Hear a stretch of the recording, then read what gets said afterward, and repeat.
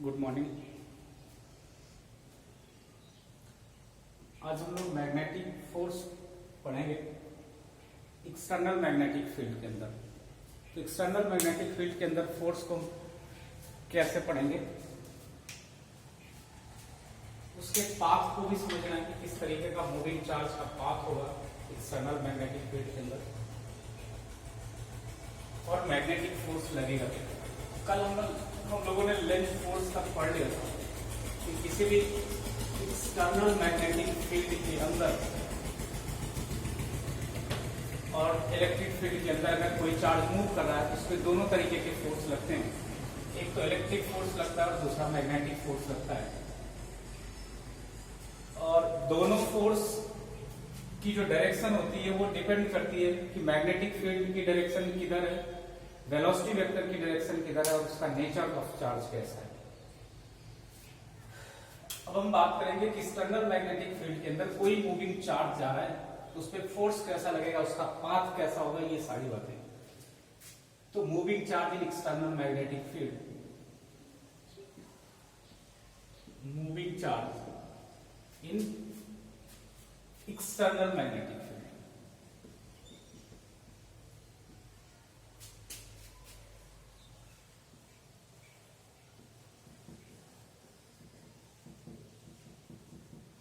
External magnetic field के अंदर जो चार्ज मूव करेगा उसका पाथ कैसा होगा,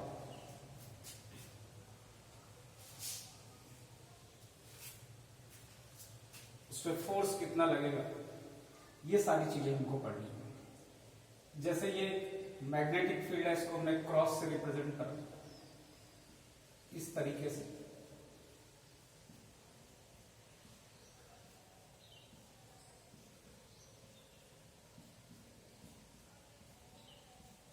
ये क्रॉस मैग्नेटिक फील्ड है और इस मैग्नेटिक फील्ड के अंदर एक चार्ज मूव कर रहा है जो प्लस क्यू इसका मैग्नीट्यूड है, नेचर पॉजिटिव है, और ये इस तरीके से किसी वेलोसिटी v से आगे की तरफ मूव कर। अब अगर ये चार्ज मोशन कर रहा है तो इसका नेचर पाथ कैसा होगा और इस पे लगने वाला फोर्स कैसा होगा। तो फोर्स के बारे में कल हमने बताया था, जो मैग्नेटिक फोर्स लगता है वो होता है Q into V cross V। Q into V cross V होगा, ये मैग्नेटिक फोर्स होगा।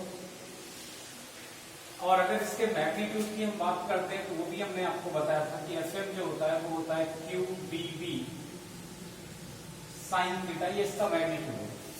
और जो QBV साइन थीटा मैग्नीट्यूड होगा, इसमें जो थीटा है ये भी बताया था आपको कि ये एंगल होता है वेलोसिटी वेक्टर की और मैग्नेटिक फील्ड वेक्टर के बीच का, इन दोनों के बीच का एंगल होता है। और यहां अगर दोनों को देख पा रहे होंगे तो मैग्नेटिक फील्ड की direction perpendicular to the plane inward है और इसकी डायरेक्शन कैसी है, इस तरीके से है। तो ये ग्रीन कैप जो रिप्रेजेंट कर रही है वेलोसिटी वेक्टर को रिप्रेजेंट कर रही है, और जो दूसरा है वो मैग्नेटिक फील्ड को ब्लैक वाला है। तो दोनों के बीच का जो एंगल आ रहा है वो 90 डिग्री आ रहा है, और साइन 90 आप जानते हैं 1 होता है। तो यहां से जो मैग्नेटिक फील्ड की वैल्यू आएगी, सॉरी फोर्स की, वो हो जाएगी QBB और साइन 90, साइन 90 जो होगा वो 1 हो जाएगा। तो ये हो जाएगा Q times V into V। अब ये फोर्स आएगा। बाकी आपने मैकेनिक्स में एक चीज पढ़ा होगा कि अगर कोई भी फोर्स किसी वेलोसिटी के परपेंडिकुलर डायरेक्शन में लगता है तो ऐसे फोर्स की वजह से जो मोशन होता है वो 2D होता है और सर्कुलर मोशन होता है। सर्कुलर मोशन की कंडीशन होती है, जैसे इस फोर्स को मैग्नेटिक फोर्स की वैल्यू तो मैंने बता दी। अगर इसके डायरेक्शन की बात करेंगे तो इसका direction perpendicular to the plane होगा, ये इसके और इसके, और ये अपवर्ड ऐसे जाएगा। क्योंकि हम V क्रॉस V करेंगे और ये पॉजिटिव नेचर का चार्ज है तो मैग्नेटिक फोर्स की डायरेक्शन V क्रॉस V की डायरेक्शन में होगी। तो ऐसे करेंगे तो ये अपवर्ड डायरेक्शन में जाएगा, और अपवर्ड डायरेक्शन में जाएगा तो इस पर लगने वाला जो मैग्नेटिक फोर्स होगा वो इस तरीके से होगा Fm। और जब कहीं पर भी फोर्स वेलोसिटी के परपेंडिकुलर होता है। तो ऐसी सिचुएशन में जो पाथ होता है पार्टिकल का या मूविंग बॉडी का वो सर्कुलर होता है। आपने सर्कुलर मोशन में कंडीशन पढ़ी होगी कि जो वेलोसिटी होती है और जो फोर्स होता है इनके बीच का जो एंगल होना चाहिए या एक्सेलरेशन होता है इनके बीच का जो एंगल होना चाहिए ये 90 डिग्री होना चाहिए। तो अगर थीटा यहाँ पर 90 हो गया then path would be circular और फोर्स और एक्सेलरेशन का रिलेशन आप समझते हैं कि ये होता है। तो एक्सेलरेशन होता है F/m। तो अगर ये एक्सेलरेशन है और acceleration perpendicular to the velocity है तो ये पाथ कैसा होगा, सर्कुलर होगा। ये आपने देखा होगा कि सर्कुलर मोशन में क्या होता है कि जैसे ये सर्कल में कोई पार्टिकल मोशन कर रहा है तो ये वेलोसिटी की डायरेक्शन के टेंजेंट के अलोंग होगी एट द एवरी पॉइंट ऐसा। और जो फोर्स होगा यहाँ पर वो सेंट्रीपिटल होता है, आप जानते हैं। ये अब सीधर होगा, ये toward the centre always force act होगा। तो ये हमेशा 90 डिग्री बनाता है, आप देख रहे हो। हर पॉइंट पे फोर्स क्या करता है, टुवर्ड द सेंटर होता है, इस वजह से सेंट्रीपिटल कहते हैं। तो ये रिक्वायर्ड सेंट्रीपिटल फोर्स नेसेसरी होता है और इस फोर्स की एक वैल्यू होती है जो सर्कुलर मोशन के लिए रिस्पॉन्सिबल होती है कि जो सर्कुलर मोशन के लिए रिस्पॉन्सिबल सेंट्रीपिटल फोर्स होना चाहिए वो मास और वेलोसिटी के स्क्वायर के प्रोडक्ट अपान में जिस रेडियस ऑफ सर्कल में रोटेट कर रहा है इसके इक्वल होना चाहिए ये। अब ये रिक्वायर्ड सेंट्रीपिटल फोर्स से किसी भी फोर्स की वजह से मिल रहा हो, चाहे वो सर्कुलर ट्रैक पे जब आप गाड़ी मोड़ते हो तो टायर और रोड के बीच के फ्रिक्शन से मिल रहा हो, चाहे किसी तनी हुई डोरी को जब आप सर्कुलर सेक्शन में रोटेट करते हैं तो डोरी में जो टेंशन फोर्स है उसकी वजह से मिल रहा हो, चाहे कोई पार्टिकल इस तरीके से किसी मैग्नेटिक फील्ड में मूव कर रहा हो तो उसको सेंट्रीपिटल फोर्स मैग्नेटिक फोर्स से मिल रहा हो, या कोई इलेक्ट्रॉन किसी सर्कुलर ऑर्बिट में किसी एटम के अराउंड रोटेट कर रहा हो तो उसको centripetal force electrostatic force of interaction से मिल रहा हो, उस रिक्वायर्ड फोर्स सेंट्रीपिटल फोर्स की वैल्यू अगर ये आ रही है तो वो सर्कल में प्रॉपर मोशन करेगा और ऐसे मोशन को हम सर्कुलर मोशन कहेंगे। तो यहाँ पर सर्कुलर मोशन के लिए जो रिस्पॉन्सिबल सेंट्रीपिटल फोर्स है, रिक्वायर्ड सेंट्रीपिटल फोर्स है, it is magnetic force and its magnitude is QBB because sine theta की वैल्यू जो भी 1 होगी और थीटा 90 होगा। तो यहाँ से आप QBB की वैल्यू को क्या कर सकते हैं, ये जो मैग्नीट्यूड ऑफ फोर्स है it must equal to mv²/r। अगर इसके इक्वल है तो ये प्रॉपर सर्कुलर मोशन परफॉर्म करेगा और ये इसका सेंट्रीपिटल फोर्स होगा। तो इस तरीके से ये हर पॉइंट पे टेंजेंट के अलोंग ऐसा मोशन करेगा, सर्कुलर मोशन। तो पाथ जो होगा इसका वो सर्कल के अलोंग होगा इस मैग्नेटिक फील्ड में मूव करते हुए चार्ज का। तो यहां से बहुत सारी चीजें इसको कैलकुलेट करनी है कि रेडियस क्या होगी सर्कल की, वेलोसिटी का टर्म्स इसके टर्म्स में क्या होगा, ये सारी बातें, टाइम पीरियड क्या होगा, फ्रीक्वेंसी क्या होगी, एंगुलर फ्रीक्वेंसी क्या होगी, ये सारी चीजें नोट करिए।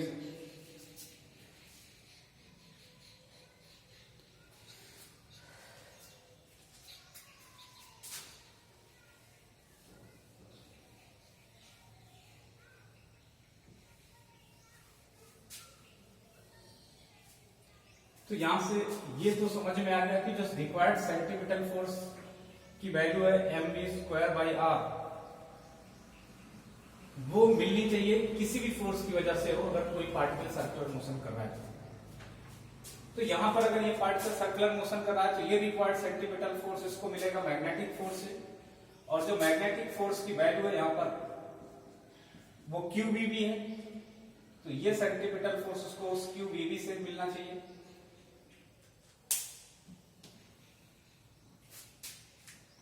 तो जो रिक्वायर्ड सेंट्रीपिटल फोर्स है Fc वो होना कितना चाहिए, मास इनटू वेलोसिटी का square upon radius of the circle under which the particle perform the circular motion.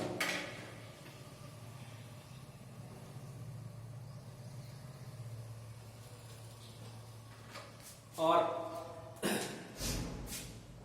ये अगर सर्कुलर मोशन परफॉर्म कर रहा है और यहां से जो हमको रिक्वायर्ड सेंट्रीपिटल फोर्स है वो मिलेगा किससे, मैग्नेटिक फोर्स से, मतलब Q into V into B से, इससे। तो हम ये लिख सकते हैं कि यहां पर जो Fc का काम करेगा, सेंट्रीपिटल फोर्स का काम करेगा वो ये मैग्नेटिक फोर्स काम करेगा। और इसकी वैल्यू क्या होगी, इसकी वैल्यू होगी F M is equal to M into B square upon R, ये होनी चाहिए। और अगर ये होगी तो एफ एम की वैल्यू ऊपर लिखी है कि क्यू इंटू बी ये होना चाहिए M into B square upon R. तो यहां से हम ये निकाल सकते हैं कि ये एक वेलोसिटी से ये पावर कैंसिल हो जाएगी, तो Q इंटू बी ये हो जाएगा M into B upon R. तो यहां से एक तो रेडियस ऑफ द सर्कल आ सकती है, जो formula radius of the circle का है R का, वो हो जाएगा M into B upon Q into B.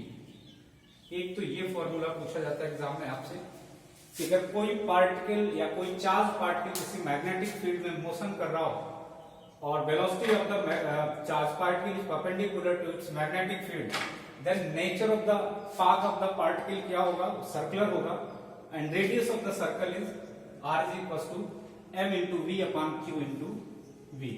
तो मास ऑफ द पार्टिकल पे डिपेंड करेगा, वेलोसिटी पे डिपेंड करेगा, चार्ज ऑफ द पार्टिकल पे, चार्ज पार्टिकल पे डिपेंड करेगा, और एक्सटर्नल मैग्नेटिक फील्ड पे भी डिपेंड करेगी कि रेडियस क्या होगी। इसके बाद अगर हम रेडियस तक पहुंच गए तो इस सर्कल की बात करते हैं कि सर्कुलर मोशन में अगर रेडियस हमको ऑफ द सर्कल पता है तो यहां से हम क्या निकाल सकते हैं, और बहुत सारे पैरामीटर्स को कैलकुलेट कर सकते हैं।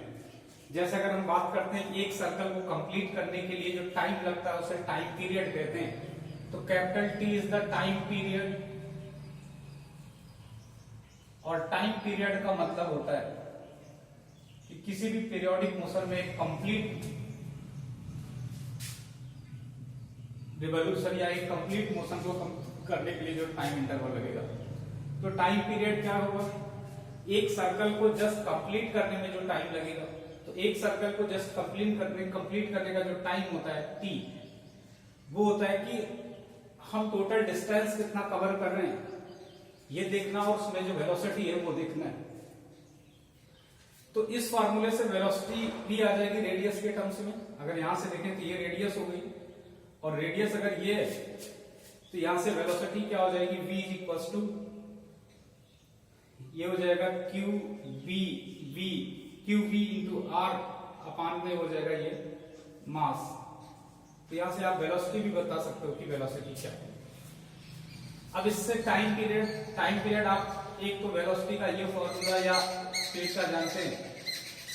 स्पीड का जो फॉर्मूला होता है टोटल डिस्टेंस 2 पाई आर, अगर इस रेडियस का स्मॉल आर है तो ये 2 पाई स्मॉल आर, और अपान में टाइम टी, एक कंप्लीट रिवॉल्यूशन में जो समय लगेगा उसका टाइम पीरियड कहेंगे। यहां से टी को हम ये लिख सकते हैं कि ये हो जाएगा 2 पाई आर अपान में हो जाएगा ये भी, और यहां से आपको दोनों वैल्यू पता है, एक तो आर की भी वैल्यू पता है, दूसरा वी की भी वैल्यू पता है, तो ये हो जाएगा 2 पाई, और आर की जो वैल्यू है यहाँ पर वो M B upon Q B है, तो मास इंटू वेलोसिटी अपान में क्यू इंटू बी हो जाएगा, और वेलोसिटी की जो वैल्यू है बी की वो क्यू बी आर और अपान में एम है। तो Q B R upon M की वैल्यू अगर हम रखते हैं यहां से, तो 2 पाई आर यहां से हमने ये रख ही दिया, और वेलोसिटी की वैल्यू एक तो ये इसके टर्म्स में डायरेक्ट आ सकता है, और नीचे वेलोसिटी 2 पाई आर की वैल्यू हमने रखा 2 पाई आर की value M B upon Q B, R की वैल्यू यहां से M B upon Q B रख दिया, और ये बी इस तरीके से, ये वाला बी मैंने ऐसे नीचे रख दिया, इस बी से ये बी कैंसिल हो जाएगा। तो टाइम पीरियड जो आएगा यहां से वो जाएगा 2 pi m upon q into B. तो टाइम पीरियड आप देख रहे हैं ना तो वेलोसिटी पे डिपेंड करा, ना तो रेडियस ऑफ द सर्कल पे डिपेंड करा, it depends only mass of the moving charge particle and charge and external magnetic field. तो इन तीन बातों पे डिपेंड कर रहा है जो आपका टाइम पीरियड है। नोट करिए इसे।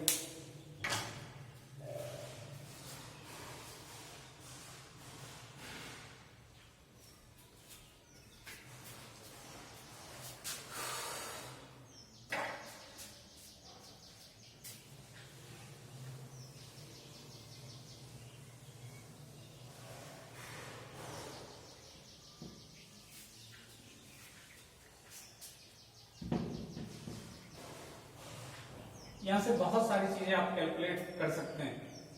उनमें जो बहुत ज्यादा एग्जाम में पूछा जाता है वो टाइम पीरियड, रेडियस और ये वेलोसिटी का टर्म्स और फ्रीक्वेंसी। जैसे हमने अभी बताया आपको कि इस फॉर्मूले को अगर आप ध्यान रख सकते हैं कि क्यू वी इंटू वी होता है, तो ज्यादातर चीजें आप यहां से कैलकुलेट कर सकते हैं। इसको हमने कैंसिल करा तो फिर से वही एम बी अपान आर हो जाएगा क्यू इंटू वी। तो आर हमने बताया कि ये M B upon Q B होगा। तो एक रेडियस का टर्म्स पूछा जाता है और अभी बताया था वेलोसिटी का टर्म्स और टाइम पीरियड। तो हम टाइम पीरियड की बात फिर से करते हैं। टाइम पीरियड जो आया था वो ये आया था कि 2 पाई आर वाई पी और t इक्वल टू 2 पाई और r की वैल्यू हमने ये रखी थी M B upon Q B और अपान में b, तो b से b कैंसिल होगा था। तो आया था 2 पाई m अपान q इंटू बी। तो ये वेलोसिटी पे डिपेंड नहीं करता था टाइम पीरियड। अब एक दूसरा टर्म होता है जिसे हम फ्रीक्वेंसी कहते हैं, और जो फ्रीक्वेंसी होती है इसे f से रिप्रेजेंट कर रहे हैं, तो ये रेसिप्रोकल ऑफ टाइम होता है, 1 अपान कैपिटल T हो जाएगा। तो f अगर 1 बाई टी होता है और t यहां से क्या है, यह 2 पाई m अपान q इंटू बी, ये t की वैल्यू है। तो यहां से f की वैल्यू क्या हो जाएगी, 1 बाई टी। तो 1 अपान टी होगा तो ये पलट जाएगा, तो ये आ जाएगा आपका q इंटू बी अपान 2 पाई m। ये तो ये आपको ध्यान रखना है।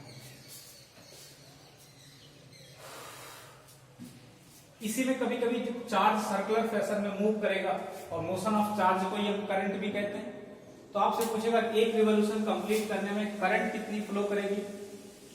तो rate of flow of charge with respect to time, तो एक रिवॉल्यूशन के लिए जो करंट होगी आई, इसे ऑर्बिटल करंट कहते हैं। तो ऑर्बिटल करंट अगर आपसे पूछता है कि एक ऑर्बिट को कंप्लीट करने के लिए जो करंट फ्लो करेगी, देन ऑर्बिटल करंट को आई से अगर हम रिप्रेजेंट करते हैं तो I is equal to q upon time period T. और टी की वैल्यू यहां पर हमने ये वाली आपको बताई है 2 pi m upon Q B. तो 2 pi m upon Q B की वैल्यू यहां पर रखेंगे तो ये हो जाएगा क्यू अपान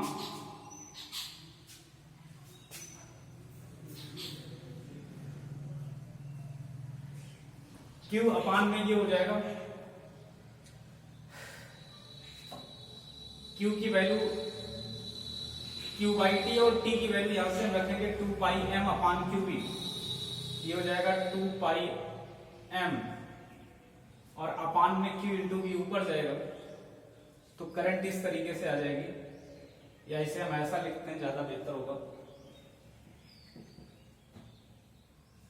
क्यू और अपान में टी की वैल्यू लिखेंगे तो ये हो जाएगा 2 पाई एम और अपान क्यू बी होगा तो ऊपर चला जाएगा इंटू में क्यू इंटू बी। ये हो जाएगा q square upon q square B upon 2 pi m. ये ऑर्बिटल करंट आ जाएगी आई की value, q square B upon 2 pi m. ये तो ये करंट हो जाएगा, फ्रीक्वेंसी हो जाएगी, टाइम पीरियड हो जाएगा, रेडियस हो जाएगी, वेलोसिटी हो जाएगी। कोई भी चीज आपसे पूछी जाए आप यहां से क्या कर सकते हैं, बता सकते हैं।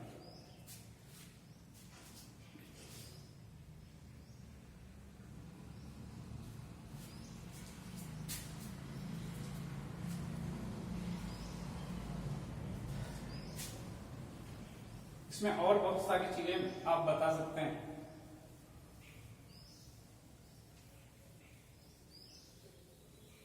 जैसे अगर ये चार्ज जो मोशन कर रहा है ये इलेक्ट्रॉन होगा तो इसका नेचर और फोर्स की डायरेक्शन दोनों चेंज हो जाएगी, तो सर्कल नीचे से बनने लगेगा, सेंस ऑफ रोटेशन इसका चेंज हो जाएगा नेगेटिव चार्ज होने की वजह से।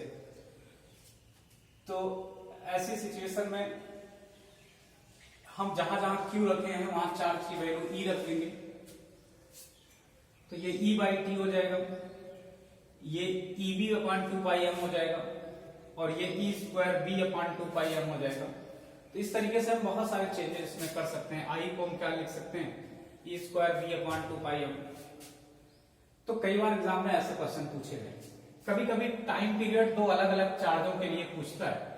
तो टाइम पीरियड का अगर रिलेशन पूछता है तो आप जानते हैं टाइम पीरियड दो चीजों पे डिपेंड कर रहा है। 2π तो एक कांस्टेंट है, तो बेसिकली ये मास पे डिपेंड कर रहा है अपॉन q इंटू बी पे डिपेंड कर रहा है। अगर हम b को कांस्टेंट कर देते हैं कि एक पर्टिकुलर मैग्नेटिक फील्ड के अंदर दो चार्ज मूव कर रहे हैं, तो दोनों के टाइम पीरियड क्या होंगे। अगर ऐसा क्वेश्चन आपसे पूछता है तो कांस्टेंट b होने पर t is directly proportional to m upon q। इसका मतलब ये किस पे डिपेंड करेगा, ratio of mass and charge.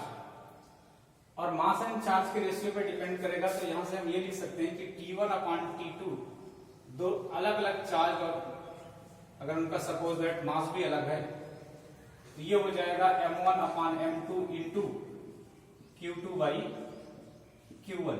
ऐसा आ जाएगा फॉर्मेट। क्योंकि अब इसको T1 रखेंगे कांस्टेंट K हो जाएगा तो ये M1 अपॉन Q1, और T2 रखेंगे तो M2 अपॉन Q2, और दोनों को डिवाइड करते हैं या इक्वेट करते हैं तो ये फॉर्मूला आ जाएगा आपका। बिल्कुल ऐसे जब फ्रीक्वेंसी का टर्म्स यूज करेंगे तो ये F जो होता है ये उल्टा हो जाएगा। इसी सिचुएशन में जो T है वो अगर M अपॉन Q पे डिपेंड कर रही है, Q है, तो जो फ्रीक्वेंसी होगी वो Q अपॉन M पे डिपेंड करेगी, ऐसा। तो यहां से F1 और F2 की जो वैल्यू आएगी वो ऐसा होगी Q1 अपॉन Q2 इंटू में M2 अपॉन M1। तो जैसा क्वेश्चन होगा वैसा आप कर सकते हैं कि फ्रीक्वेंसी पूछ रहा है, कि रेडियस पूछ रहा है, कि टाइम पीरियड पूछ रहा है। ये टर्म रेडियस वेलोसिटी किसी चीज में कर सकते हैं आप। जैसे अगर इसको हमको रेडियस में भी करना है तो पहले हम देखेंगे कि रेडियस किन किन बातों पे डिपेंड कर रही है, और उसके अकॉर्डिंग हम क्या करेंगे, इसकी प्रोपोर्शनलिटी लेंगे। जैसे हम देखते हैं इसका रिलेशन, ये सपोज दैट वेलोसिटी है तो वेलोसिटी होगी, ये रिलेशन फिर से लिख दे रहे हैं। ये आपको याद रहेगा तो आप कोई भी रिलेशन निकाल सकते हो, QVB, इससे ये कैंसिल हुआ। तो जो रेडियस का टर्म्स होगा वो ये होगा कि रेडियस आएगा मास इंटू वेलोसिटी, अपान में आ जाएगा Q इंटू बी। ये तो यहां पर भी ये M बाई Q पे तो डिपेंड कर ही रहा है रेडियस, साथ साथ इसकी वेलोसिटी और मैग्नेटिक फील्ड पे भी डिपेंड कर रहा है। तो अगर यहां भी B को हम कांस्टेंट करते हैं, मतलब मैग्नेटिक फील्ड को अगर कांस्टेंट करते हैं, जो भी कांस्टेंट होती है, तो ऐसे में ये जो R होगा ये डायरेक्टली प्रोपोर्शनल होगा MB अपान Q के। तो यहां से भी R1 अपान R2 का रिलेशन अगर हम निकालना चाहें तो ये M1 B1 अपान M2 B2 ये हो जाएगा, और इनटू में Q2 अपान Q1 ये हो जाएगा। ये रेडियस के साथ रिलेशन है। और यहीं से अगर वेलोसिटी में निकालना चाहेंगे आप तो वेलोसिटी में भी रिलेशन आ जाएगा। यहां से वेलोसिटी को देखेंगे तो वेलोसिटी जो होगी वो हो जाएगी V Q into B into radius QVR upon M। और यहां भी B को जब हम कांस्टेंट करेंगे तो कांस्टेंट B के करने पर जो वेलोसिटी आएगी वो होगा QR अपान M, ये इस पे डिपेंड करेगा। तो यहां से V1 अपान V2 का जो रिलेशन आएगा वो हो जाएगा आपका Q1 R1 अपान Q2 R2 टाइम्स M2 अपान M1। ये तो चाहे इलेक्ट्रॉन प्रोटॉन के लिए पूछे, चाहे अल्फा पार्टिकल इलेक्ट्रॉन के लिए पूछे, चाहे प्रोटॉन पार्टिकल के लिए पूछे, आप निकाल सकते हैं किसी भी चार्ज के लिए।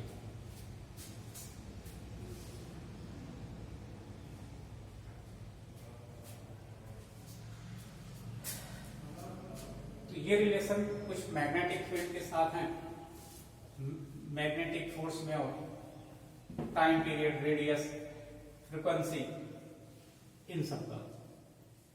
अगर ये पार्टिकल मूव कर रहा है तो इसकी अपनी काइनेटिक एनर्जी भी होगी।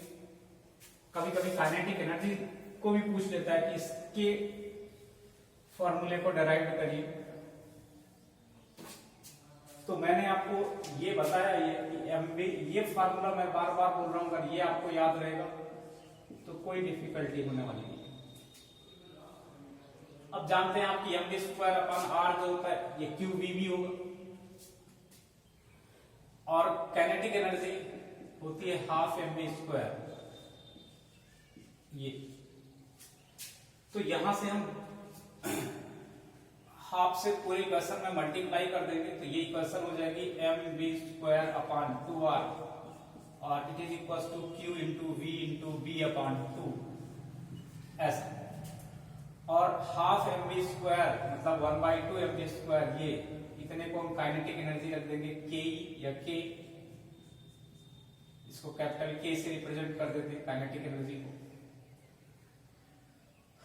तो ये हो जाएगा k अपान में r हो जाएगा, ये हो जाएगा q v b अपान 2 ऐसा। ये हो जाएगी आपकी kinetic energy half M B square को हमने इसके इक्वल रख दिया। या इस काइनेटिक एनर्जी को हम ऐसा लिख सकते हैं k is equal to q into B upon B, ये बाई में 2 इंटू आर ऐसा। और यहां से जो हमने आर निकाला था अगर आपको याद हो इससे, तो आर था m B upon q B, ये M B upon q B. तो काइनेटिक एनर्जी का इसके टर्म्स में भी रिलेशन होगा तो वह वापस आ जाएगा। अब दूसरी इसमें काइनेटिक एनर्जी को एक फॉर्मूले से और हम जानते हैं, पहले बताया है, जो इलेक्ट्रोस्टैट होता है उसमें जो काइनेटिक एनर्जी, या आगे आप पढ़ेंगे भी इसको मॉडर्न में, जो काइनेटिक एनर्जी होती है वो होती है E इंटू डेल्टा वी या Q इंटू डेल्टा। और जहां पर डेल्टा वी क्या होता है, पोटेंशियल डिफरेंस होता है ये। तो अगर आपको पोटेंशियल डिफरेंस वहां पर पता है और तब काइनेटिक एनर्जी के साथ ही कोई रिलेशन पूछा जाता है, तो इसकी जगह पे हम क्या रख सकते हैं, Q इंटू डेल्टा वी। तो यहां से पोटेंशियल निकाल सकते हैं, जैसे करंट निकाला था वैसे पोटेंशियल डिफरेंस निकाल सकते हैं। तो काइनेटिक एनर्जी की जगह पे अगर हम Q इंटू डेल्टा वी रखते हैं, ये पोटेंशियल डिफरेंस है, तो ये हो जाएगा क्यू बी बी अपान में 2 इंटू आर। तो यहां से Q से Q कैंसिल हो जाएगा, तो डेल्टा वी जो आएगा वो हो जाएगा बी बी आर अपान 2। ये इंपॉर्टेंट रिलेशन है, ये पोटेंशियल हो जाएगा। ये सारे रिलेशन आप यहां से निकाल सकते हैं। तो ये कोई चार्ज अगर किसी एक्सटर्नल मैग्नेटिक फील्ड में मूव कर रहा है, तो एक तो उसका पाथ कैसा होगा ये बताएंगे आप, तो पाथ कैसा होगा, सर्कुलर होगा। दूसरा, अगर आपको इनमें से कोई पैरामीटर बताना है, जैसा कि मैंने बताया आपको, ये सारे पैरामीटर, इनमें से कुछ भी एग्जाम में पूछे, चाहे वो रेडियस पूछे, चाहे वो टाइम पीरियड पूछे, चाहे वो फ्रीक्वेंसी पूछे,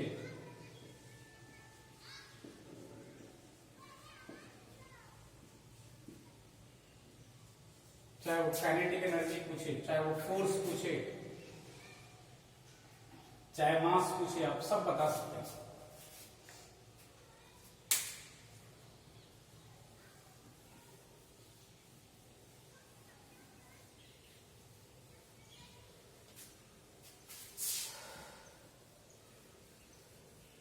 तो इसके अगर पाथ के बारे में पूछता है, इसका पाथ कैसा होगा,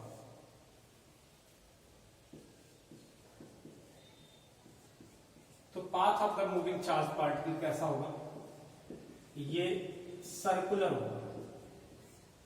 अगर ये थीटा जो है मैग्नेटिक फील्ड और वेलोसिटी वेक्टर के बीच का, ये थीटा जो है ये 90 डिग्री है, तब की बात है। अगर ये 90 डिग्री नहीं है, जैसा कि हमें बनाया था वो तो 90 डिग्री था। अगर हम कोई नॉन 90 वाला एंगल बनाए तो उसके लिए इसका पाथ चेंज हो जाएगा और ये जितने भी फार्मूले में से काफी फार्मूले भी बदल जाएंगे। तो अब हम पढ़ेंगे जब थीटा 90 नहीं होगा तो ऐसी स्थिति में पाथ इसका क्या होगा। अभी तो सर्कुलर है, जब थीटा 90 है तो ये क्यूबीबी फोर्स होगा, तब ये सर्कुलर ही होगा, इसमें कोई कंफ्यूजन नहीं है। अब नेक्स्ट पार्ट इसका हम पढ़ेंगे जब थीटा 90 नहीं होगा।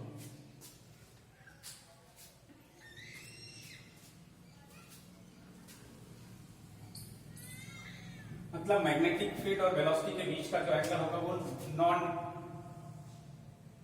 ये जैसे मैग्नेटिक फील्ड है तो ये भी एक्सटर्नल मैग्नेटिक फील्ड है, लेकिन ये प्लेन में है, इसी बोर्ड के प्लेन में जैसा मैंने बनाया। और अब की बार जो मूविंग चार्ज है उस पार्टिकल की वेलोसिटी कुछ ऐसा है, ये भी प्लेन में ही है। और ये क्या कर रही है कि इस मैग्नेटिक फील्ड की डायरेक्शन से, ये जो डायरेक्शन है मैग्नेटिक फील्ड की है, तो इन दोनों वेक्टर के बीच का जो एंगल है, ये मैग्नेटिक फील्ड आ रहा है, ये है सारी मैग्नेटिक फील्ड, और ये वेलोसिटी वेक्टर है, इनके बीच का एंगल थीटा है।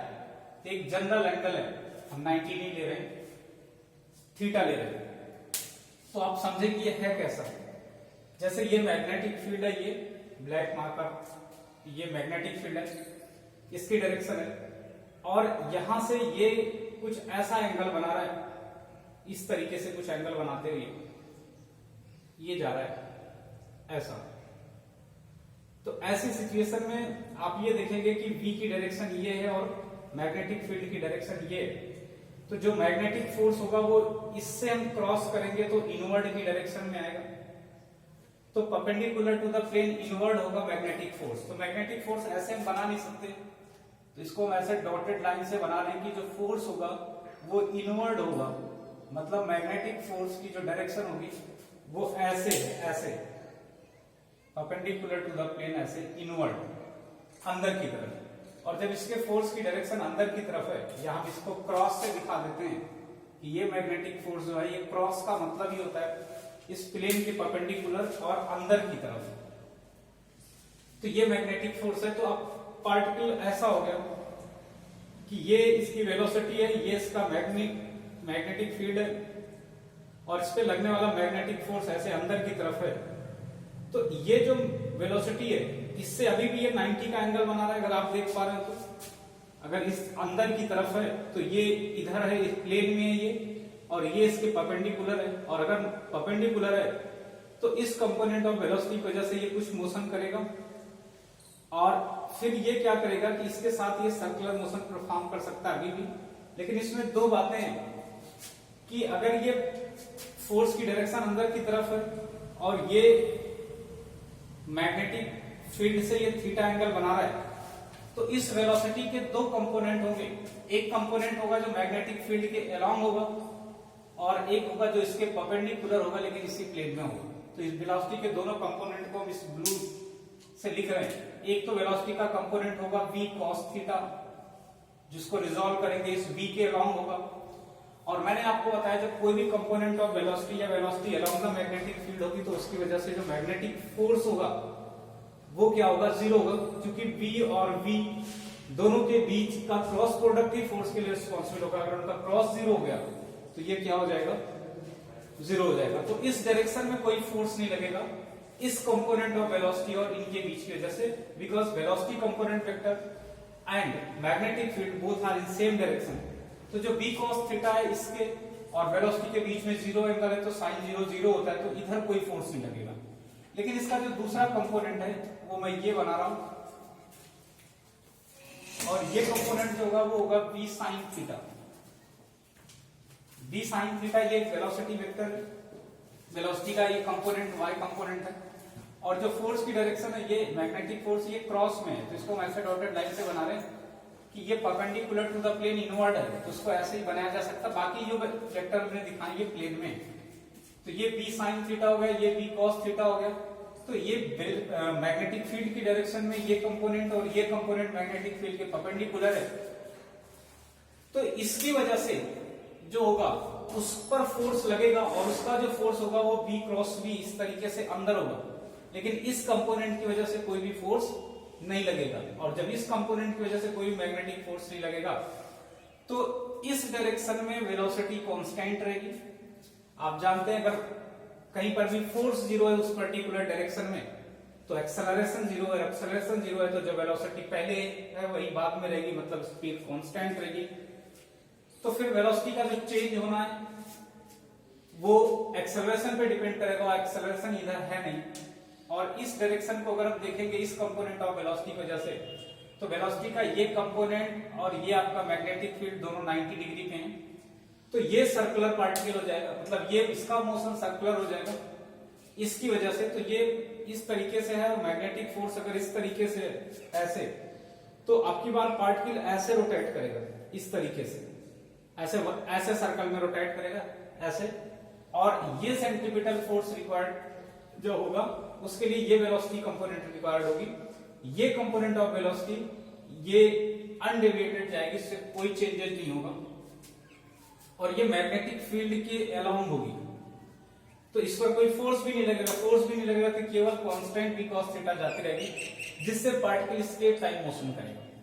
तो अब की बार जो मोशन होगा वो केवल सर्कुलर नहीं होगा, आप देखिए तो पार्टिकल ऐसे सर्कल में रोटेट करेगा ऐसे ऐसे, तो ये तो v sin थीटा वाले कंपोनेंट की वजह से इसके साथ जो मैग्नेटिक फोर्स लगेगा वो अंदर की तरफ लगेगा, तो पार्टिकल ऐसे ऐसे रोटेट करेगा अपनी जगह पर, ऐसे ऐसे पहले रोटेट करेगा।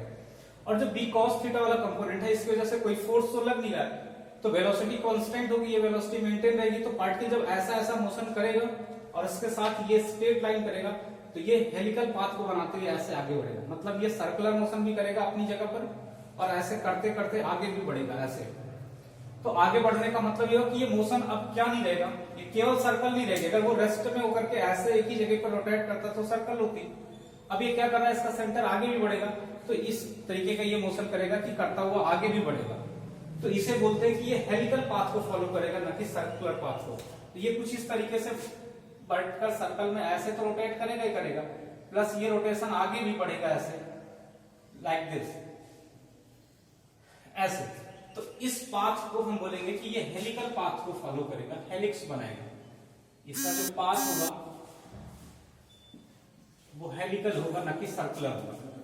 अब हेलिक्स में एक तो क्या होगा, ये सर्कल तो करेगा प्लस आगे भी बढ़ेगा, तो जो आगे बढ़ने वाली वेलोसिटी है जो स्ट्रेट लाइन मोशन के लिए रिस्पॉन्सिबल है वो v cos थीटा कंपोनेंट है, और जो सर्कल के लिए रिस्पॉन्सिबल है वो v sin थीटा। तो इस हेलिक्स में दो पार्ट हो गए, एक तो जो स्ट्रेट लाइन फॉलो हो रहा है और दूसरा जो सर्कुलर हो रहा है, फिर दोनों के कॉम्बिनेशन को हम हेलिक्स कह रहे हैं। तो इसमें जो स्ट्रेट लाइन मोशन है, स्ट्रेट लाइन है, और जो सर्कुलर है, इन दोनों के कॉम्बिनेशन को हम हेलिक्स कह रहे हैं। तो सर्कुलर के लिए जो रिस्पॉन्सिबल वेलोसिटी कंपोनेंट है ये है v sin थीटा, और स्ट्रेट लाइन के लिए जो रिस्पॉन्सिबल वेलोसिटी है ये v cos थीटा। तो सर्कल के लिए जो कंपोनेंट ऑफ वेलोसिटी वो v sin theta, straight line के लिए जो है वो v cos थीटा। तो दोनों को हम यहां पर देखते हैं, तो रिक्वायर्ड सेंट्रीपिटल फोर्स कहां पर लगेगा, ये जो mv²/r होना चाहिए इसके लिए होना चाहिए, सर्कुलर मोशन के लिए होना चाहिए, और इसके लिए कंपोनेंट जो वेलोसिटी है वो vy है, मतलब v sin थीटा है। तो mv²/r मतलब m v sin थीटा का स्क्वायर अपॉन में r ये, और इसकी अगर यहां से वैल्यू देखेंगे तो ये होगी qvb, और qvb का मतलब होगा कि इनके बीच का एंगल v क्रॉस v मतलब vb sin थीटा। तो जो मैग्नेटिक फोर्स है यहाँ वो हो जाएगा qv into b into sine theta ये, और यही रिक्वायर्ड सेंट्रीपिटल फोर्स भी बनेगा, मैग्नेटिक फोर्स ही। तो यहां से हम ये लिख सकते हैं कि जो q into v sine theta है ये इक्वल होना चाहिए m into v² sine square theta upon r के, ये फॉर्मूला। तो आपकी बात यहां से देखेंगे कि रेडियस चेंज हो चुकी होगी, यहां से b से b कट जाएगा और साइन थीटा से ये स्क्वायर थीटा ये कैंसिल हो जाएगा। तो आप देखेंगे कि यहाँ QB जो होगा ये बचेगा और इधर बच जाएगा m into v into sine theta upon में r। ये। तो यहां से जो रेडियस आएगी ये रेडियस हो जाएगी mb sin theta upon r, sorry upon qb, जबकि वहां जो रेडियस होती थी वो सीधे सीधे mb अपॉन qb पे होती थी। तो यहां और वहां के रेडियस में फर्क है, और यहां और वहां के पाथ में फर्क है, और यहां और वहां के वेलोसिटी में फर्क है, क्योंकि वेलोसिटी वहां क्या थी, सीधे सीधे इसके परपेंडिकुलर थी। यहां एक ऑब्लिक एंगल बना रहा है थीटा, और इसके दो कंपोनेंट हो रहे हैं, एक कंपोनेंट मैग्नेटिक फील्ड के अलावा एक component perpendicular to the magnetic field है। तो जो perpendicular to the magnetic field है उसकी वजह से मैग्नेटिक फोर्स लगेगा, और जो अलोंग द मैग्नेटिक फील्ड है इसकी वजह से कोई मैग्नेटिक फोर्स नहीं लगेगा। तो इस तरीके से आप देखेंगे कि रेडियस चेंज हो जाएगी, और ये हो जाएगी mb sin theta upon qb, जबकि वहां mb अपॉन qb की। ऐसे वेलोसिटी का भी जो वेलोसिटी की वैल्यू आएगी वो हो जाएगी, यहां से v करेंगे तो ये हो जाएगा qb इंटू r अपॉन में, ये पहले m था अब ये हो जाएगा, अगर इसको करेंगे qbr अपॉन में m sin थीटा हो जाएगा। ये बात आपको ध्यान रखनी है कि वेलोसिटी हुई है, ये पहले qbr अपॉन m आती थी, अब qbr upon m sin theta होगा, तो वेलोसिटी और रेडियस दोनों चेंज हो जाएंगे। लेकिन यहीं पर एक चीज आप और देखेंगे कि जो टाइम पीरियड होगा वो चेंज नहीं होगा, टाइम पीरियड वही आएगा। टाइम पीरियड को अगर आप यहां देखना चाहें तो t मैंने बताया था ये हो जाएगा 2 पाई r रेडियस अपॉन में v। तो यहां पर अगर टाइम पीरियड के लिए रखेंगे तो v वही y वाला कंपोनेंट रखेंगे टाइम पीरियड वाला, मतलब v sin थीटा। तो यहां से देखेंगे 2 पाई r की वैल्यू क्या हो जाएगी, r की वैल्यू यहां पर है mb sin theta upon qb, तो यहां पर लिख देंगे m into b sin theta upon में ये हो जाएगा q इंटू b, और ये तो हो गया 2 पाई r की वैल्यू, और अपॉन में b था, और b की वैल्यू यहाँ b sin थीटा होगी, तो ये b sin थीटा आप रखेंगे, तो b sin थीटा से b sin थीटा कैंसिल हो जाएगा। तो टाइम पीरियड जो आएगा वो आ जाएगा 2 पाई m अपॉन में q इंटू b, और आप देख रहे हैं कि ये पहले भी यही आया था और अभी भी यही आएगा। तो टाइम पीरियड चेंज नहीं होगा, ये ध्यान रखना है, और टाइम पीरियड नहीं चेंज होगा तो फ्रीक्वेंसी भी नहीं चेंज होगी, ये भी क्या हो जाएगी qb अपॉन 2 पाई m। तो पाथ हेलिकल क्यों ना हो, वेलोसिटी वेक्टर और उनके बीच में एंगल क्यों ना हो, लेकिन टाइम पीरियड और फ्रीक्वेंसी वही रहती है। उसका रीजन ये है कि टाइम पीरियड और फ्रीक्वेंसी ना तो रेडियस पे डिपेंड करी ना तो वेलोसिटी पे डिपेंड करी है, it depends only magnetic field and charge of the particle and mass of the particle. तो वो चीजें यहाँ पर सेम है, केवल हमने वेलोसिटी की डायरेक्शन को चेंज किया है, जो पहले इसके परपेंडिकुलर थी अब किसी पर्टिकुलर एंगल पे कर दिया। तो ये डिटेल है इसका। तो आपको दोनों का पाथ ध्यान रखना है कि कब सर्कुलर होगा कब हेलिकल होगा, और ये सारी चीजें इसमें थोड़ा सा और बताना है। तो बची हुई चीजें हम लोग नेक्स्ट टाइम पे डिस्कस करेंगे, इतना अभी कर लो।